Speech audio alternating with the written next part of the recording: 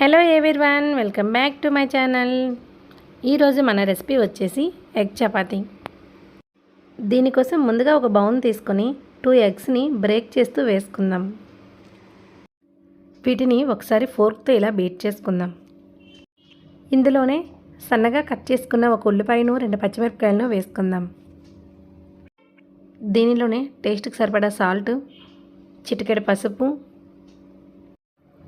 చిటికెడు కారం, దీంతో పాటు 1/2 టీ స్పూన్ ఎగ్ మసాలాని యాడ్ చేసేద్దాం. వీటన్నింటిని బాగా మిక్స్ చేసుకుందాం. మనం నార్మల్ చపాతీ ఎలా చేసుకుంటామో అదే విధంగా చపాతీ పిండిని రెడీ చేసేద్దాం. చపాతీని ఇలా రెడీ చేసి పెట్టుకుందాం. ముందుగా పాన్ తీసుకొని దీని మీద కొంచెం ఆయిల్ వేసుకుందాం. దీనిపైన ముందు ఆమ్లెట్ వేసుకోవాలి. ఇప్పుడు దీనిపైన చపాతీని వేసుకుందాం. మంటను మీడియం ఫ్లేమ్లో పెట్టి ఇదంతా చేసుకోవాలి. ఒకవైపు ఇది వేగినాక దీనిని టర్న్ చేసుకొని రెండో వైపు కూడా బాగా కాల్చుకోవాలి. వేడి వేడి ఎగ్ చపాతీ రెడీ. ఇలా ఒకసారి ట్రై చేసి చూడండి, పిల్లలు ఇష్టంగా తింటారు.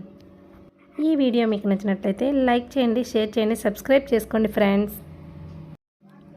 మీరు చేసే లైక్ వల్ల నా వీడియో మరికొంతమందికి చేరుతుంది.